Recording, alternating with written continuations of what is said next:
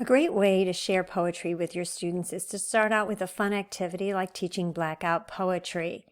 It's easy to teach, it's engaging, it's low risk for students, and it's just a lot of fun. I'm Mary Pat from Just Add Students. I'm a teacher, and I'm here to help you teach this fun writing activity. Before we get started, be sure to subscribe to my teeny tiny YouTube channel so that you'll find out when I post new videos. You might be wondering what your students are actually going to learn when they create a Blackout poem, and there really is a lot of great benefit from doing these poems.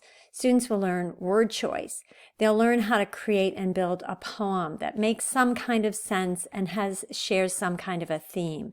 They also learn elements of poetry.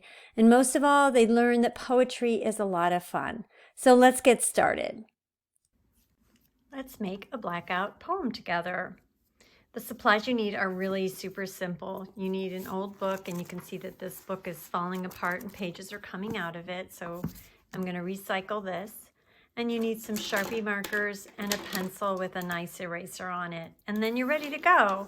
So you can see I did a variety of Blackout poems here. So they can really look, the finished product can look like anything. It doesn't have to be super artistic. But let's go ahead and get started. So I just pulled out this page from this book, and I went through and I just looked at words that I thought were interesting and kind of fit together. So I circled any words, and as you're teaching this, you can show your students, well, okay, so here are some words that I think are interesting. Edgy and restless. And nothing, I think that word is kind of interesting. And then I have the word ruined. I ruined. So I want to put that in because I think that might be an interesting aspect of a poem. And then I say I like the word a touch. And then I appreciate your sacrifice. I like that. And cost. And then I said it made me who I am. So what I try to do is end my poem with some kind of power statement. So I'm going to read through my poem that I have right now and see, do I like it or do I not like it? So I have edgy and restless, nothing. I ruined, a touch. I appreciate your sacrifice. It cost you. I'm going to add that because I like that. It cost you. It made me who I am. So I like the way that that poem sounds.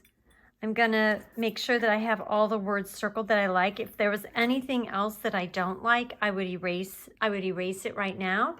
And then I just take my Sharpie. And I start going through and I circle the words that I want to keep in my poem. And if I want to connect them, you know, I could draw lines like I did in this one. I drew lines from one word to the next. I drew arrows in this one to show words connecting.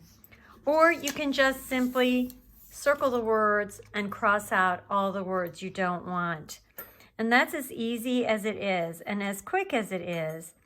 And when you finish outlining all your words in Sharpie, the other nice thing about the Sharpie is that if you have any pencil lines, you can quickly erase them so that your words pop out, and then you can draw. And, you know, I'm not very artistic, so I just cross out my words. But if you look at the Pinterest page that I have, you'll see that there are tons and tons of artistic ways to create a Blackout poem.